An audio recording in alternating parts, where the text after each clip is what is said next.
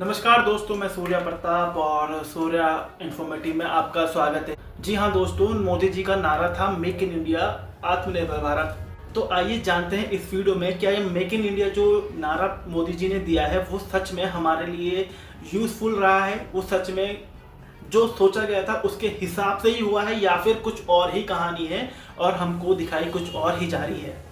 सबसे पहले बात करते हैं कि जो जनता है उन लोगों से ये मेरा सवाल है कि 11 साल हो गए इस मेक इन इंडिया को, लेकिन क्या सच में कुछ बना मेक इन इंडिया या सिर्फ हमें बेवकूफ़ी बनाया जा रहा है। 2014 में मोदी जी ने लाल किले से कहा था कि मेक इन इंडिया नारा दिया था। मकसद भारत को ग्लोबल मैन्युफैक्चरिंग हब बनाना था। अभी 11 साल हो गए हैं मेक इन इंडिया प्रोग्राम को, और जो हमारे देश में जो पहले 16% को जिसको 25% करने वाले थे, अब वो घट के उल्टा 13% रह गया है। तो मैन्युफैक्चरिंग जो बढ़ना चाहिए था, जिस हिसाब से सोचा गया था, वो तो नहीं हुआ। अब जो सरकार ने उसको बढ़ा के उसका जो लक्ष्य है वो 2047 में कर दिया, 2047। पता नहीं क्या होगा। अगर हम बात करें FDI यानी कि जो फॉरेन इन्वेस्टर है, जो बाहर के देश होते हैं, हमारे देश में जो इन्वेस्टमेंट आता है वो बहुत कम हो गया है। जी हाँ, जो फैक्ट्रियाँ बंद हो गई हैं और चाइना पे हमारी जो निर्भरता है वो और ज़्यादा बढ़ गई है। क्योंकि यार हमारे देश में अगर प्रोडक्शन कम होगा, हमारे देश से जो बाहर के देश में चीज़ें कम जाएंगी, कम बेची जाएंगी, तो हमारा तो मतलब निर्भरता बढ़ेगी ना दूसरे देश में, क्योंकि हमारे देश में इम्पोर्ट ज़्यादा हो रहा है और एक्सपोर्ट कम हो रहा है। हाँ, कुछ सेक्टरों ने अच्छा काम किया है, जैसे कि डिफेंस के सेक्टर ने अच्छा काम किया है, इलेक्ट्रॉनिक्स जो हमारे इंडिया में है वो अच्छा काम किया है, उन्हें अच्छी ग्रोथ देखने को मिली है। बट क्या बेसिक सवाल, जो एक्चुअल सवाल है, क्या हमारी निर्भरता कम हुई है और देशों में? क्या हम आत्मनिर्भर बन पाए हैं? जो 16 से 25% का जो हमारा एक टारगेट था उसको थोड़ा भी अचीव नहीं किया, बल्कि उल्टा कम ही किया है।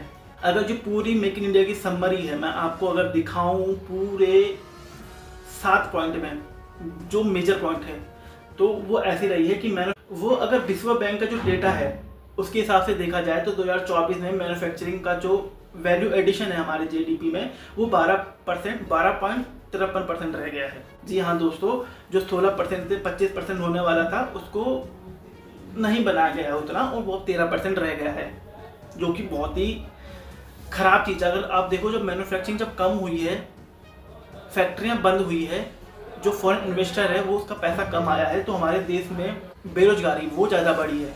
हाँ, जैसे कि अभी मैं बात ही कर रहा था कि हमारा जो विदेशी निवेश है वो बहुत कम हो गया है। वो कितना हो गया है? हमारा जो सेक्टर था मैन्युफैक्चरिंग सेक्टर में, वो 18% बढ़कर $, के हिसाब से देखा जाए तो 19 बिलियन $, हुआ, जबकि FDI इनफ्लो 81 बिलियन $। था। पैसा जो आ रहा है वो मैन्युफैक्चरिंग बन ही नहीं पा रहा है उतना, मतलब उतना अच्छे से निवेश नहीं हो पा रहा है। और हमारे जो इंडस्ट्रियल आउटपुट की बात करें, मैन्युफैक्चरिंग आउटपुट की बात करें, तो अगस्त में भारत की इंडस्ट्रियल आउटपुट 4% बढ़ी। वो जो है 4% तक बढ़ी है, जिसमें मैन्युफैक्चरिंग आउटपुट की बढ़त करीब 3.8% रही है। यानी कि सुधार है, लेकिन तेजी काफ़ी स्थायी नहीं दिख रही है। रोजगार एम्प्लॉयमेंट की अगर बात करें तो 2023 और 24 में मैन्युफैक्चरिंग क्षेत्र की GVA 11.9% बढ़ी और रोजगार में 6% की बढ़ोतरी हुई। यानी गतिविधि बढ़ी, लेकिन उसका असर GDP, शेयर और निवेश पर ज़्यादा कुछ खास दिखाई नहीं दिया। केमिकल इंडस्ट्री की बात करें तो ये GDP का लगभग 7% का योगदान देती है।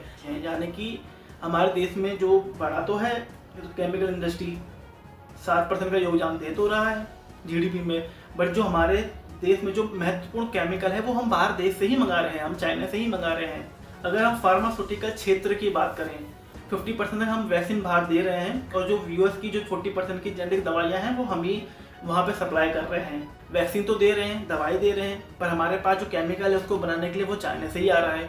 तो बेसिकली हम चाइना पे ही निर्भर हैं। तो आपका इस वीडियो में क्या कहना है? यानी कि अगर मैं देखा जाऊँ ओवरऑल कि हमारा उतनी अच्छी ग्रोथ नहीं रही है जितनी सोची गई थी। जो 16 से 25% की हमारा जो टारगेट था, जो सरकार ने जो टारगेट किया था, जो मोदी जी ने लाल किले से नारा दिया था मेक इन इंडिया का, वो नहीं रहा है उतना अच्छा। कुछ जगहों में रहा है, पर जो ओवरऑल उसका रिजल्ट देखा जाए वो उतना अच्छा नहीं रहा है। वो उस तरीके से देखा जाए तो फेल ही रहा है। तो आपका इसमें क्या कहना है आप कमेंट करके बताइए। मिलते हैं अगले वीडियो में, तब तक ले जय हिंद, वंदे मातरम।